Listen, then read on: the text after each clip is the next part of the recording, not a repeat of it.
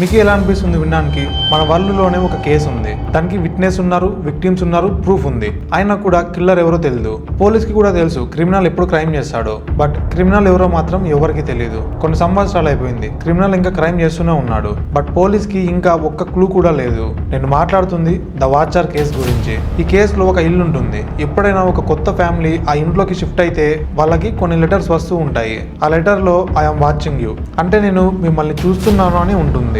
మీ ప్రతి కదలిక, మీ ప్రతి అడుగు, మీ భార్య, మీ పిల్లలు, మీ జీవితంలో జరిగే ప్రతి విషయాన్ని నేను చూస్తున్నాను. Because I'm the watcher. ఈ రోజు ఈ వీడియోలో ఈ కేసుకి సంబంధించిన ప్రతి మిస్టీరియస్ డీటెయిల్ గురించి మాట్లాడుకుందాం. ఈ కేసు వెనుక ఉన్న రహస్యం ఏంటి? పోలీసులు ఎందుకని ఈ కేసుని సాల్వ్ చేయలేకపోయారు? కోర్టు ఎందుకు ఈ కేసుని సాల్వ్ చేయలేకపోయింది? లాయర్లు కూడా ఎందుకు ఈ కేసుని క్రాక్ చేయలేకపోయారు? 2014లో మరియా అండ్ డెరిక్ ఈ హిస్టారికల్ హౌస్ ని $1.4 మిలియన్ కి కొన్నారు. ఈ ఇల్లు అమెరికాలోని వెస్ట్ ఫీల్డ్, న్యూ జెర్సీలో ఉంటుంది. ప్రైమ్ లొకేషన్ వల్ల చాలా కాస్ట్లీ హౌస్. ఈ ఇల్లు కొన్న కొద్ది రోజుల్లోనే ఫ్యామిలీ అక్కడికి షిఫ్ట్ అవడం స్టార్ట్ చేశారు. ఇంట్లోకి షిఫ్ట్ అయిన మొదటి రోజే డెరిక్ మెయిల్ బాక్స్ లో ఒక లెటర్ ని చూశాడు. To the new owner of this house. ఆ లెటర్ లో ఇలా ఉంది. లెటర్ ఇంటి అడ్రస్ తో స్టార్ట్ అవుతుంది. తర్వాత ఈ ఇంటిలోకి వచ్చినందుకు మీకు స్వాగతం. అసలు మీరు ఈ ఇంటికి ఎలా వచ్చారు?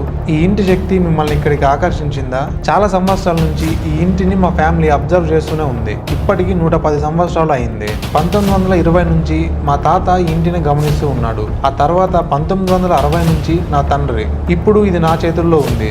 మీరు ఈ ఇంటికి రావడానికి ముందు ఈ ఇంటి చరిత్ర గురించి మీరు ఏమీ తెలుసుకోలేదా?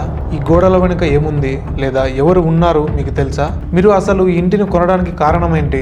మీ కారణం ఏదైనా కావచ్చు, చివరికి నాకు తెలిసిపోతుంది. మీ చిన్న పిల్లల్ని ఈ ఇంటికి తీసుకురావాల్సిన అవసరం ఏముంది? మీ పాత ఇల్లు వాళ్ళు పెరగడానికి సరిపోదా? నాకు మాత్రం ఇది మంచిదైంది. ఒక్కసారి వాళ్ళ పేర్లు నాకు క్లియర్ గా తెలిస్తే నేను వాళ్ళకు కూడా లెటర్స్ రాయడం స్టార్ట్ చేస్తాను. ఇప్పుడు మీకు ఒక డౌట్ రావచ్చు, అసలు నేను ఎవరు?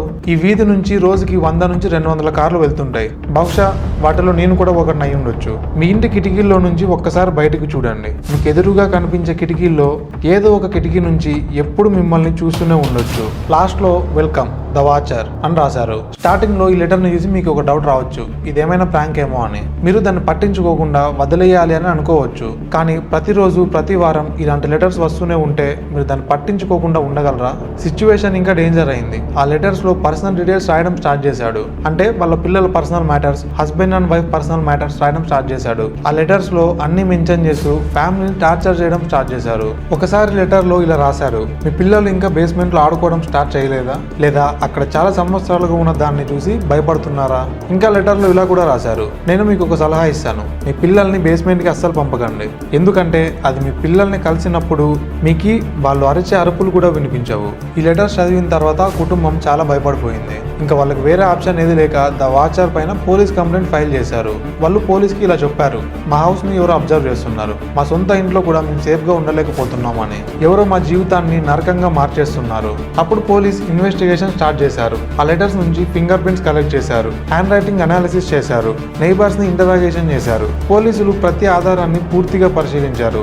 కానీ చివరికి పోలీస్ కి ఒక్క క్లూ కూడా దొరకలేదు. ఫైనల్ గా ఒక క్వశ్చన్ మిగిలింది, అసలు ఎవరి వాచర్? ఇప్పటికీ అమెరికాలో ఒక కోర్టులో ఈ కేసు నడుస్తుంది. కాకపోతే ఎవిడెన్స్ లేదు, విట్నెస్ లేరు, ప్రూఫ్ గా ఉన్నవి లెటర్స్ మాత్రమే. అండ్ అవి వాళ్ళని మెంటల్ గా టార్చర్ చేస్తున్నాయి.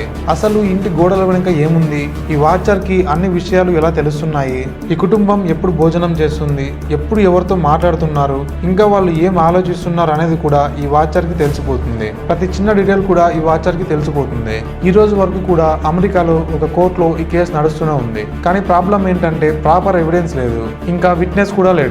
వాళ్ళకి ప్రూఫ్ గా మిగిలిందల్లా ఆ లెటర్స్ మాత్రమే. ఆ లెటర్స్ లో వాళ్ళని మెంటల్ టార్చర్ చేశారు. ఆ లెటర్స్ లో వాళ్ళ పర్సనల్ మ్యాటర్స్ మెన్షన్ చేశారు. కొన్నిసార్లు డర్టీ కామెంట్స్ కూడా రాశారు. కానీ ప్రతి లెటర్ లాస్ట్ లో మాత్రం ఒకటే లైన్ ఉంటుంది, ఐఎమ్ వాచింగ్ యూ. ఇప్పుడు మీరు కామెంట్స్ లో చెప్పండి, మీకు ఏమనిపిస్తుంది? ఎవరు ఈ వాచర్? మీకు ఈ వీడియో నచ్చితే లైక్ చేయండి. మీరు ఫస్ట్ టైం కనుక ఛానల్కి వచ్చింటే సబ్స్క్రైబ్ చేసుకోండి. ఇంకా వీడియోని హైప్ చేయడం మర్చిపోకండి.